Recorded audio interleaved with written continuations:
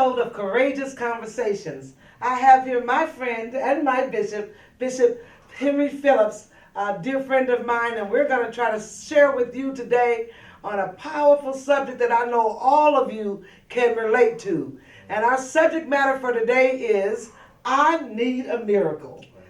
If many of you are going through some of the things that most of us have experienced, especially during the pandemic, if we were truly honest, whether it's a financial miracle, family miracle, health miracle, job miracle, many of us are in need of a miracle. And what prompted me to start thinking about miracles, I'll share later about a personal testimony, but as I began to think about the level of people and the need for miracles in my life, the question came up that takes a little bit courage, especially when you've been raised up more so in a Christian or Baptist atmosphere, where as a Christian that we don't question God or we don't question the word, some of the truths of the Bible. But I've always wondered why, secretly, that the biblical miracles that I heard about, Bishop, when Jesus was raising men from the dead and opening up blinded eyes, and the fact that I've never seen waters parted. And so I questioned in my mind, why didn't miracles happen, at least at the level of that they were happening in the Bible? I had enough courage to ask that because I'm in such desperation in some areas of my life that I needed a miracle. So I started as I began to research miracles, I found out, I wanted to know, is God still doing miracles today, Pastor? And what are your thoughts on that? First, let me say I'm honored to be with you. Yes. And in your session, and this is a very, very controversial subject for a lot of people, but it is not controversial for those that believe in miracles. My God. Because miracles still happen even today. Absolutely. They Absolutely. still happen today. And we are living epistles, as the scripture says, of miracles happening today. I think the difference between today and yesterday in scripture, somebody recorded it. Exactly. Somebody recorded Absolutely. There was no social media like we have today that recorded it at the level that we see things, and the kind of news that the world is usually most interested in is bad news. Exactly. Nobody records good news. Right. Yeah. You can hear about it, and it goes, and they go to another bad news. Right. But just as the Bible says, where evil does abide, grace abounds that much more. Absolutely. So there are supernatural things that are happening. There are miracles that are happening. Some of the people that are watching right now, they can attest that their life is a miracle. They are a walking miracle, just like me and you are a walking miracle. Absolutely. And so one of the things that I was looking at was the purpose of miracles, why Jesus even performs miracles. And as I looked at the biblical, first of all, as I looked at the definition of a miracle, I found that the miracle is when an extraordinary event manifests itself and intervenes in human affairs. And so the primary purpose for biblical miracles was to reveal God's authority, his presence, his power, and his love for his people. So when Jesus came onto the scene and completed the finished work, there was not a necessity for miracles at the level that they were happening. Nevertheless, that did not count out the fact that miracles are still happening. Absolutely. So I did that. So I said, well, let me search, because I know the first thing people are going to think is, well, tell me about some of them. You ever seen somebody's leg come back or any of that? So I went back and I searched a few news clips. Just want to share a few of the ones that I found as I was searching. There was a news clip that I found. It was a mysterious voice which led cops to discover a child who had survived for 14 hours in a submerged car. It said 4 police officers who had helped rescue a baby from an overturned car in Utah in March of 2015 claimed that they heard an unexplained voice calling from the car. The accident occurred after a car driven by a lady 25 years old, ran off the road into a river. Her 18-month-old Lily was found in the car seat upside down, just above frigid river water, and had been there for at least 12 hours. 12 hours later, police and firefighters said that they heard the child cry out, "Help me," which is what made them bring the car up. And nevertheless, they said that little Lily has since made full recovery and is back with her family after 12 hours of being in submerged water. And the fact that she yelled, or somebody yelled on her behalf for help. Sometimes we need to cry. The reason why we don't have a miracle, because we're either crying out to the wrong people and we're not asking for the right thing. Exactly. There was another incident, the woman who came back to life after having no pulse for 45 minutes. It said this lady's name was Ruby. After 45 minutes without a pulse, her family was called into the operating room to say their goodbyes. But just before the doctors planned to declare her dead, Ruby's heart started beating again. Another miracle. As a boy who drowned and was revived unharmed after 101 minutes of CPR. They said that this 23-month-old child was playing outside with his brothers and outside with his brothers near his parents' home, and he was later came up missing, and the neighbor found this child a quarter of a mile away, unconscious, caught in a tree branch in a river where water was gushing. An ambulance crew arrived moments later. The little boy's body temperature had fell to 77 degrees, 20 degrees below what says that you can live. After working on this child for 101 minutes, and his body began to warm up, and when it got to 82 degrees, the child's pulse came back.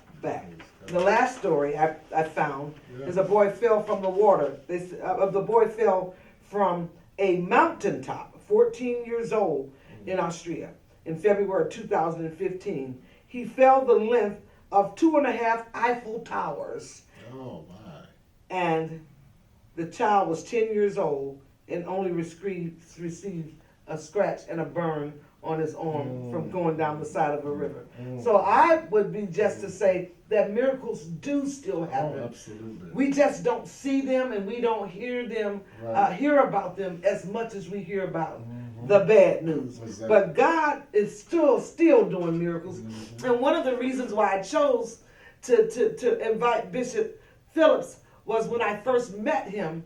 There was, if we could talk about some of the most prevalent things that many of us need a miracle in now is our health and our wealth. Exactly. And so I'd like for him to share with the miracle that happened, a financial miracle that happened for him right at the time that we met, Bishop. Yeah, well, I think we met, it was 10, 12 years ago or something of that nature. And before I go into that, like you said, that's 2015, 2014, that wasn't in 1872. Thank you. And what have you, back in some ancient time in black and white film, and they think that's what happened. Now, this is modern day incredible miracles. That happened. And like I said, the difference between today and back then, the Bible, they wrote, the scribes wrote the miracles for everybody to know. But today we are only talking about what's wrong. The bad news. The bad news.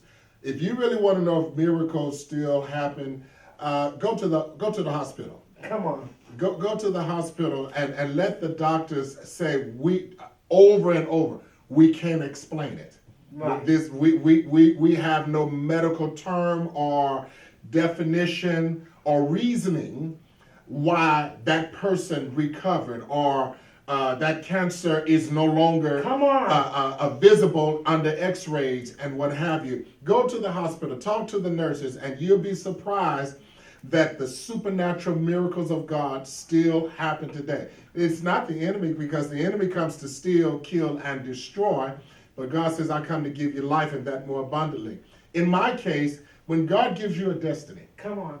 When God gives you a destiny, Destiny will fight for you. Come on. Destiny will fight for you. The reason why you're still alive, because destiny is fighting for you. Yes. In 2005, we the facility that we're in right now. Beautiful facility. God has blessed us, and we were able to start the construction on it. In 2006, we finished the construction, but by 2008, everybody knows that a recession hit us. Yes, it did. And it was one of the worst recessions in America. Yes, it was. Matter of fact, it was so bad, and I know it was all over the country, but in my church, over 200 some people lost their jobs. Wow. Over 200 and some people lost their job. And we just got into the building and what have you. And so by that time, we were struggling paying our mortgage. Okay. Interest rates back in that day was like 12, 14, 15% interest. It was crazy back at that time. And my sister called me and said, "Are you okay?" And I was in my office. And I said, "Yeah, why?" She said, "Because I just got a call that the newspaper says that our church is in default and what have you." And it was something that I was just hoping that me and the board could work through and what have you. And so I said, "I'm fine, we're going to work through it." And long story short, we had a loan of $2.9 million. Wow. But by the time the interest rates had kicked in, it went up to $3.5 million. Wow. Now you got to understand, something was not right in our loan that we didn't know anything about. Absolutely. And the reason why we know that, because the loan officer that did our loan, the FBI and the federal checked him out and what have you, and he ended up doing about 18 years in prison. And so, everything that could go wrong was going wrong. Right. Half of our building wasn't complete, and just the recession hit. Again, long story short, the bank called our loan. You needed a financial miracle. I needed a financial miracle to help us to make it happen. And the bank took the property back, and they was going to sell it from up under us. And I said, "Now, God, you told us that this was our property. You told us that this is our land. We have 34 acres of land that this church sits on. And God, I don't believe that you brought us this far for us to lose everything." And God turned that thing around. We went into prayer. If you want to see miracles, go crazy in prayer. I remember you calling me one evening and a few other leaders in the church and said, "We have an emergency meeting," and it wasn't a business meeting, it was a prayer meeting. I said, "He's saying that we're going to lose the building, and he called us out here to pray." I thought he needed somebody to sign for us to get a loan. He said, "No, we're going to pray." Yeah, because you got to understand, everybody was concerned about losing jobs. Everybody was concerned about their finances, and I'm up to now $3.5 million. Wow. I don't know too many people that is operating at that level. God allowed it. A lawyer said, "You know what?" He said, "Let the bank have that property back, because when it goes into repossession, it won't have you'll be out of the contract." Right. I told him, I said, "You're crazy, man. We worked hard for that." He said, "Just follow me on this." We did what he said, and he said, "Now call the bank back, because it's now in the hands of another branch of the bank." Okay. That branch was in Chicago. We're in Cahokia, Illinois, right across from St. Louis, Missouri. They flew in to meet with me. Come on. And they said to me, "Name your price." I literally, the hairs on my arms, and I'm very hairy, stood up and what have you. And the lawyer told me, "Tell him 1.5. Now, it was 2.9. But the lawyer said 3.5 with the interest. And 3.5 with the interest, but the lawyer said, "Tell him 1.5. Well, I knew we could handle 1.5. And the bank said, "Are you sure you could do 1.5? And I'm like, "Yeah." And so our goal was to refinance with the bank. Okay. But the problem was, nobody was giving loans. Okay. because everybody was losing their homes and repossession was going crazy. And I said, God, especially not to someone who just was losing a church. And they don't want to give to churches Right, because right. it's on donations Right. and what have you. And so we couldn't get along. And they was threatening us and what have you. And so I went back and I said, listen, drop it down to 1.2. And I said, and I know we can do it. They said, you got 60 days. Wow. To do it in 1.2. We couldn't get along. They tried to sell it to other churches and other churches. And this is what having an honorable name will do for you. Come on. Because when you don't have money, if you have an honorable name, God will work for you. Favor. And there were churches that were saying, oh, you talking about Bishop Phillips' property? We wouldn't touch that property to save our lives. They tried to sell it to the mayor. Okay. The mayor said, Bishop Phillips' property? Get out of my office. Right. And I would call them and I'd tell them, like that scary movie, I know what you did. And when they understood that I had favor in glory to God, I didn't have finances, but I had favor. Come on. I had favor. And so that wasn't working. I made them drop down to $1 million. And they was like, the sheriff will be there on Monday to lock it all up, and I don't care, and all that stuff. And but I'm watching this thing drop. Come on. From 1.5, 3.5 all the way down to $1 million. Yes. Still could not get along. And I'm like, God, I'm drained, I'm tired, I don't even care, and this is just not working, and God just encouraged me to keep dropping it. I said 800,000, if we can get it under $1 million, like I know, that we can make it happen. And they was like, there's no way in the world on a brand new building we're going to let you have it for $800,000. And I said, listen, you can't sell nothing. You're collecting. You can't sell anything. And still, $800,000, and we couldn't get a loan. Oh my goodness. We had the cash flow, but we couldn't get the loan.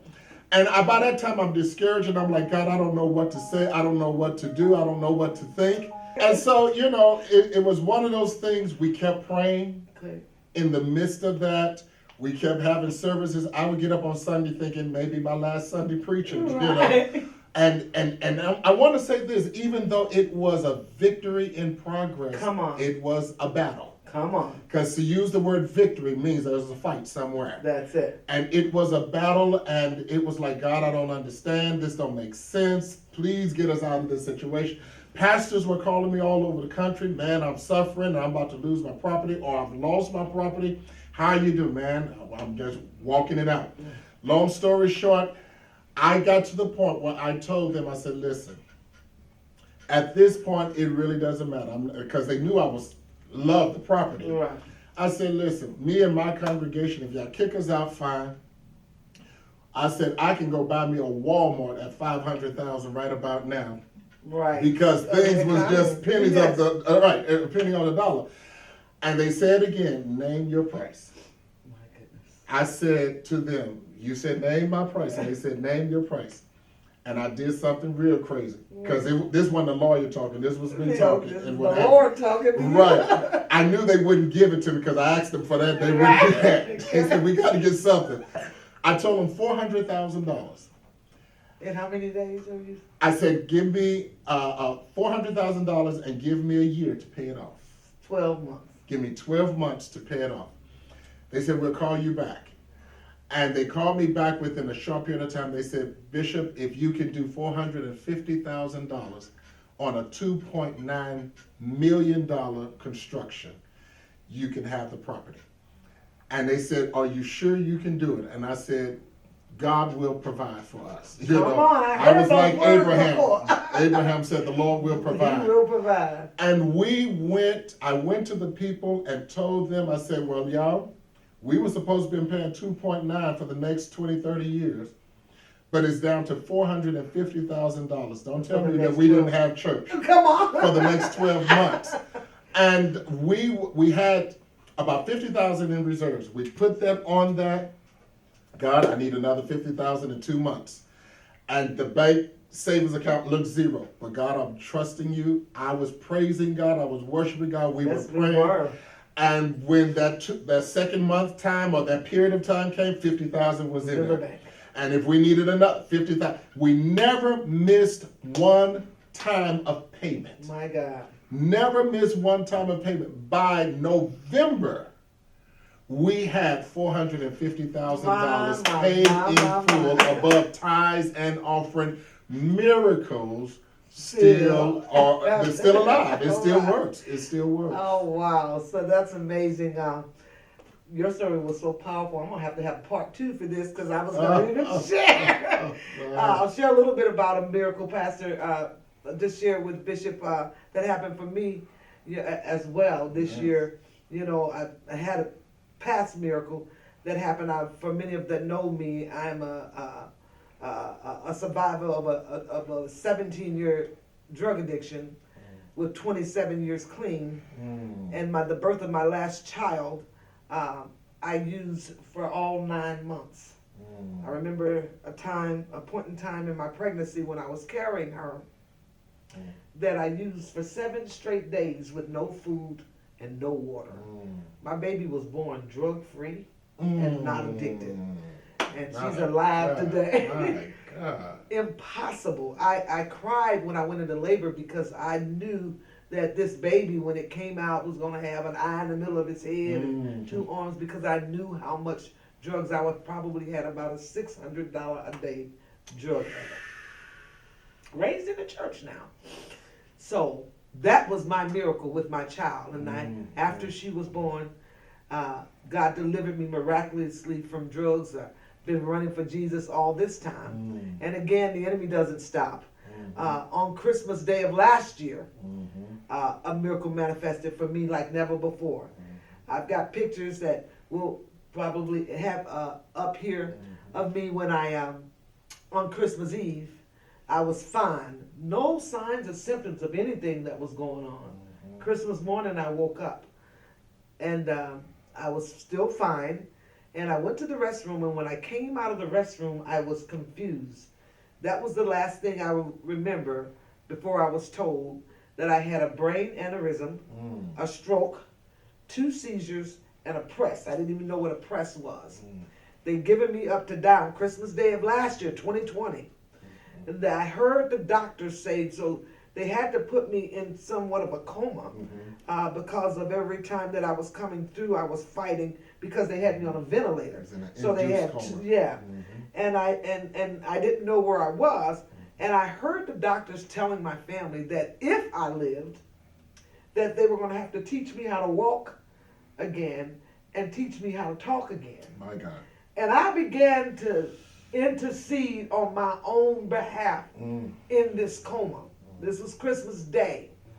Jesus told me that you're not dying, you're being reborn again. And everything you've been praying for, I'm getting ready to make it happen for you. Look at this. On this day. Look at this. He said, not only are you being reborn, he said, but I gave you the best birthday that there ever was on his birthday, on Christmas Day. Come on. 7 days later, when I woke up out of this coma, and they were getting ready to start the process of. Now go back to Christmas. You was cooking dinner for the family. Yes. All your family had came. Yes. They were on their way. They were coming. They were on their way. And I went to go get. You were out of town. I was in Atlanta. I had to stay in Atlanta for 36 days because I couldn't fly, or I couldn't go through the mountains because there was still blood on my brain. So in fact, today they still say that I'm not released to drive when you have seizures. You're not allowed to drive for 6 months because you could have a seizure while you're driving, kill yourself, and kill everyone around you. So I'm not even supposedly being released from under medical care. I put on, and so even sometimes the doctor works miraculously. 7 days after the coma, when they got up to take me to physical therapy, I got up dancing and shouting down the hall, number one. Okay, 36 days I had to stay in Atlanta. Oh, wow. We drove back here. I had no signs, no physical signs of anything that happened to me. They gave me a walker so I can walk. I'm going to have that. I brought that today to give that back to the devil. Then God still also works, and I want people to know this too, is that everything doesn't happen like a parting of a Red Sea. There's still a miracle that God has given the science to doctors. I'm on 20 pills a day. 20 pills a day I have to take for the brain aneurysm and for the stroke that I'm going through, but I don't have any complications, no pain, no nothing. If they had not told me that I had a stroke and a brain aneurysm, I wouldn't even know. My God. So this isn't about what somebody else says about the submerged boy in the water or the baby that survived 101 minutes of CPR. This is my personal testimony that God is still working miracles today. And if you are in need of a miracle, one of the things that I've done, you could be able to go to our website. There's a collection of miracle producing prayers that will allow you to be able to get miracles and financial miracles. If there's a prayer in there, prayer will induce miracles. God is looking for a place or a people or a reason to perform miracles today. And a prepared place for miracles is a place of prayer. Everywhere you read that there was a miracle in the Bible, that it usually was prefaced by prayer. So if you are in need of a miracle, I dare you to ask the Father, who is a miracle working Father, in finances, in health, in whatever area that you need. God is still working miracles. So we will join in with you in prayer. And intercede with you and believe God that the same thing that if he did it for us, Pastor, I know he'll do it for them. Are you in agreement? I am in total agreement. And I just want to encourage, where the problem, the crisis is the greatest, it attracts miracles. Absolutely. If it's something that you can handle, be a good steward. That's what that is. That's it. But when it's out of your control, come on, that's when you see miracles. You only hear about the Red Sea dividing one time. That's it. You only hear about the Jordan River dividing one time. You only hear about the walls of Jericho one time. We don't need another Red Sea, but you need a special, customized miracle for you. And God wants to give you that. I likewise had a health situation to take place January of 2021. And I'm going to say this, and I know we've got to go. January 2021, the day one, my doctor called me, said, "Happy New Year, you have cancer." My God. Day one. You know, on January the 1st, everybody is ready to celebrate. Start new. Start new. Old things have passed away. And that's what I was hit with just a few months ago. And I went to the doctor in November about high blood pressure. And never been on medication or anything like that. And normally the doctor would just give you blood pressure pills and everything, but he wanted to check and make sure that my kidney was not affected by my blood pressure. Well, his assistant said his blood pressure is not high enough for anything like that. And long story short, by him checking my kidney, they found a mass on my left kidney, on the top of my left kidney, about the size of a plum. And they knew then that it was cancerous. And I went through a 5-hour surgery. A 5-hour surgery. And they woke me up the next day and they said, "Let me tell you something." This is what my doctor said. Come on. And I had several doctors. They said, "Listen, we know that this was divine, because there's no reason why we should have checked your kidney. Your blood pressure wasn't high enough for it. But because we was checking for one thing, it exposed a hidden thing." Come on, somebody. And because you have a father, a heavenly father, come on, and a heavenly doctor, that is my daddy. To diagnose what was going on the inside. Come on, what he knew doing? what to do Won't he on do the it? outside for us. And I'm cancer free. Miracles. Miracles do Hidden happen. blessings are for you. Call, get in touch with them, and get those prayer requests. Get those prayer requests and read those miracle prayers and begin to tune your faith in to God and watch God move and intervene on your behalf. Thank you. Thank you, and God bless you. Yes.